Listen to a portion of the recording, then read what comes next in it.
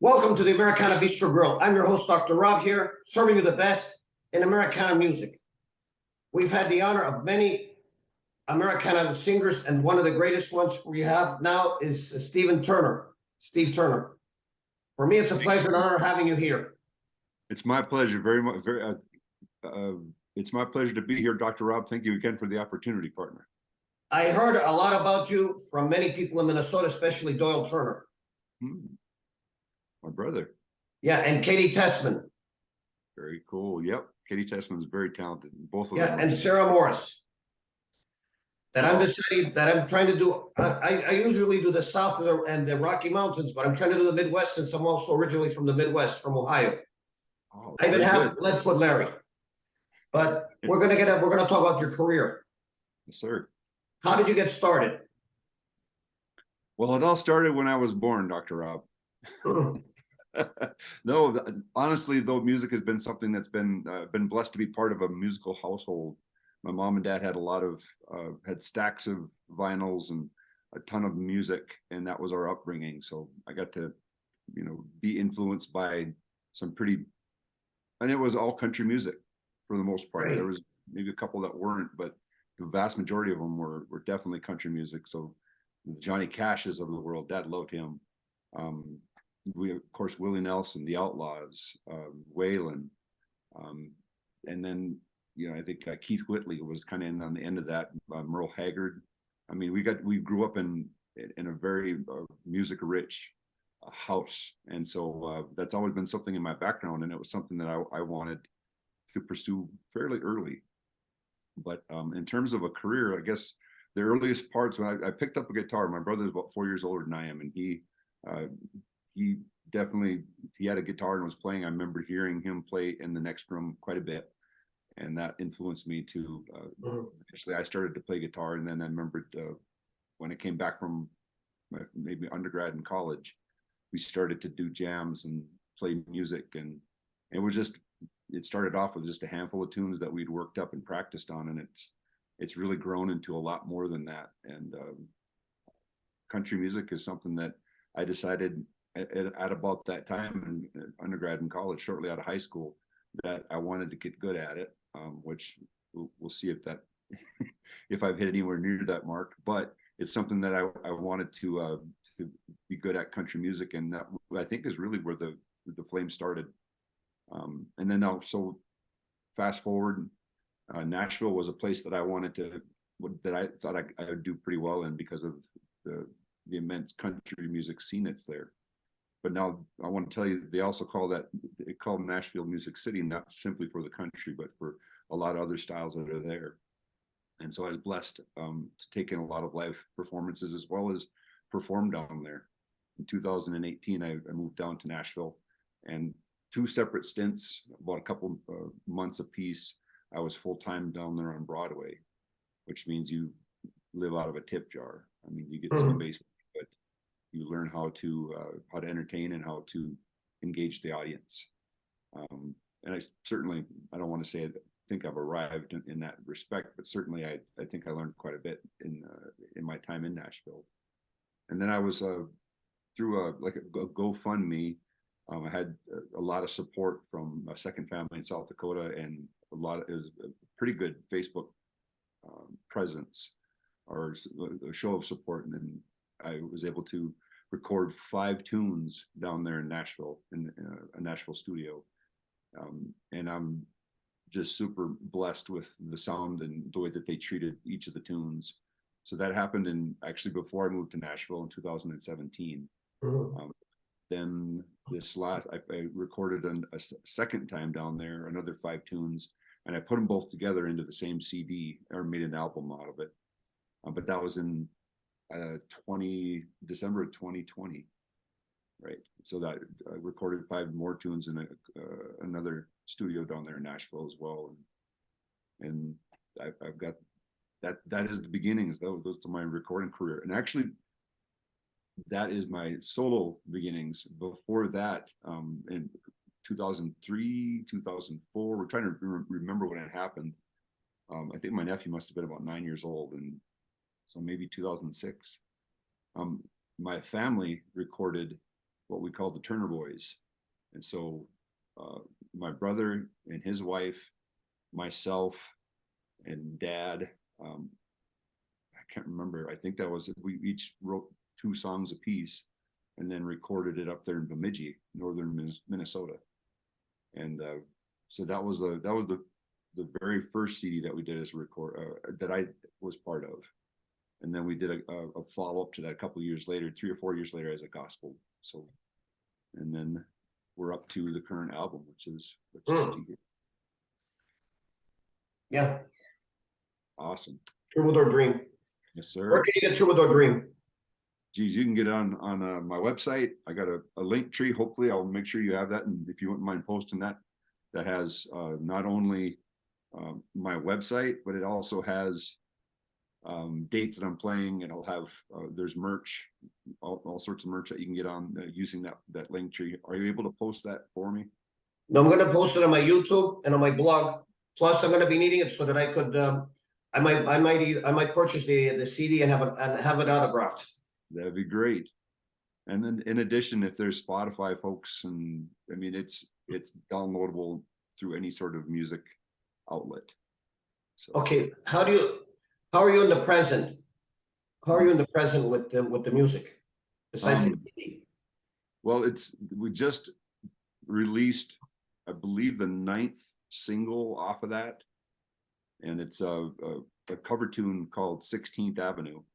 Came out on this, I think it was the 16th, but it was that is a tune that the reason I picked that tune, so there's 10 singles, and 3 of them are cover tunes, and the rest of them I've either written myself or co-wrote with a couple, co-written.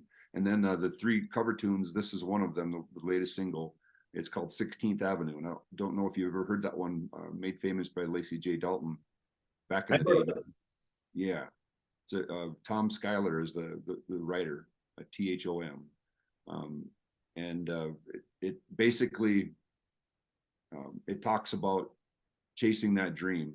What would you do to chase your dream? Mm-hmm. And this whole thing is about chasing a dream. It's something that music has always been part of my upbringing, but it's also been a big part of what I participated in as well. So I've been different choirs, and growing up, and then into concert choir at college and undergrad. And it was just and been gigging for a long time. Had a band up in Bemidji, and so I mean it's always been there. And then finally, the next step in the dream was to, and it's the only reason I stepped out of the state of Minnesota, was to follow that dream all the way down to Nashville. Mm-hmm. So 16th Avenue is the latest single, and I'm really excited for it.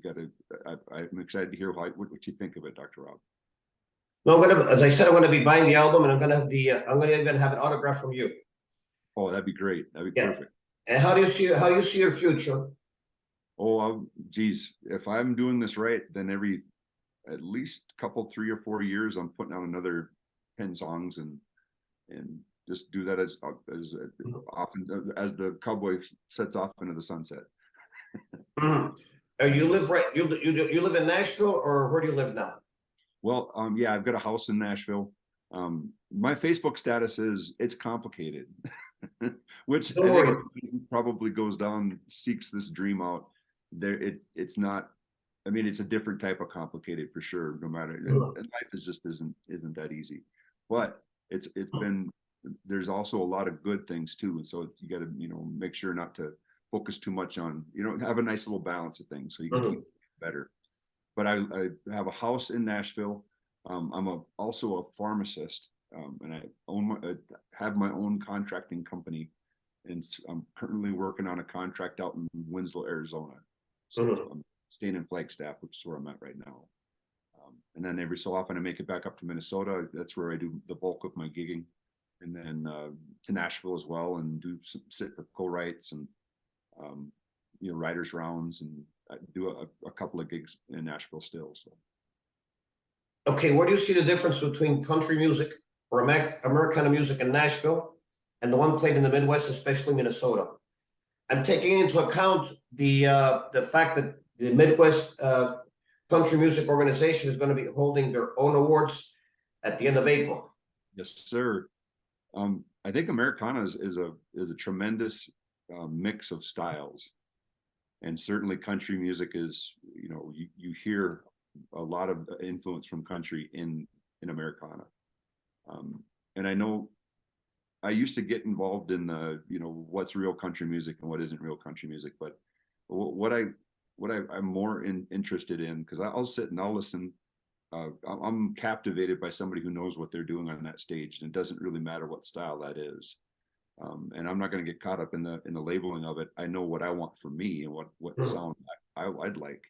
And I think Americana really is welcoming to a lot of different influences for sure. So, which is a blessing. I think the scene in Minnesota, I'm learning just how. I mean, you had an idea how much talent is up there, but now I'm getting to see it sort of up close and personal a bit more, which is awesome. It's tremendous. Yeah, I am seeing a lot of talent from the Midwest, and that's why we're promoting it. In addition, being from the Midwest myself, I believe that it is time for the Midwest to show off the talent that has been hidden for a long time.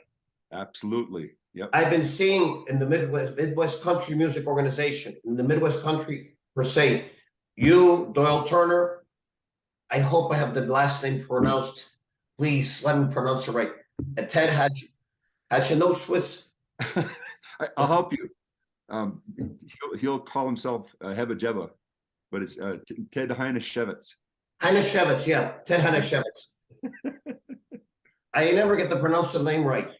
Dude, I know I kick myself for not doing it. Sarah Morris, you have all of these nice talent. Also, you have others like Brooklyn, who's leaving, and Aaron Grant, who is leaving a big impression in Nashville.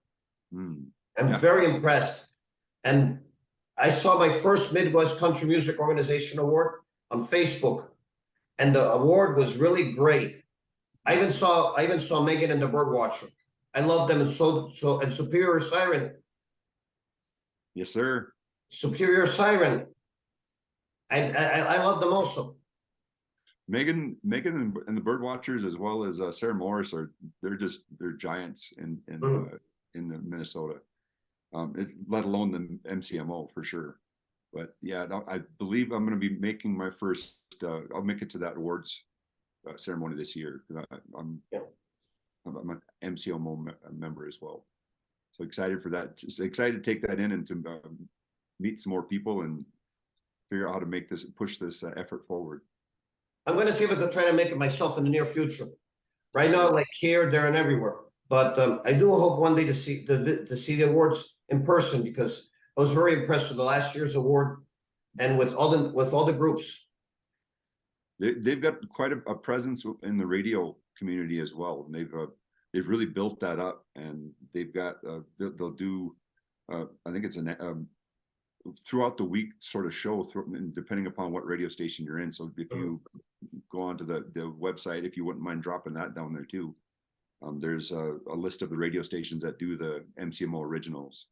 So they do a great job of supporting and promoting their artists. That's for sure. Yeah, I do want to thank you for the interview.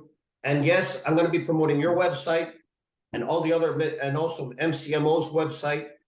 Of course, I'm going to be promoting Let's with Larry because of the hat. And of course, I'm wearing the wardrobe of the All-American Clothing Company of Ohio. This does not mean that I am getting paid to wear the All-American Clothing Company of Ohio. The only reason why I'm wearing it is, number one, I'm a client that I love the clothes. Two, in addition to loving the clothes and being a great client, I'm trying to also help American workers, especially those from the Midwest. If people were to go to All-American Clothing Company, and also like companies like Cowgirl or Be Tough, for those who are women like to wear jeans, or Be Tough, please, we're promoting also the small businesses from the Midwest as well. So I just want to thank you for being here. And Midwest country is going to have a big future, and Minnesota is showing that it's having a big future. Absolutely. I've always thought that the Midwest has been, especially Minnesota, has been sort of a sleeping giant for country music for a lot of reasons. You're now waking up. You're waking up and you're leaving a very, very big impression. Just want to thank you for being in the interview and everything. Thank you, Dr. And this is my second Zoom interview, so let's see what happens. For everybody in the Americana Bistro Grill, thank you, Stephen, for coming. For me, from Miami, Florida, and not from the city, from the very, very countryside. I'm very close to the Florida Keys. I'm inviting everyone to go to the Florida Keys to do the performing too. This is Dr. Rob. Peace in, peace out, and peace everywhere. Thanks, Dr. Rob. See you guys. Thanks.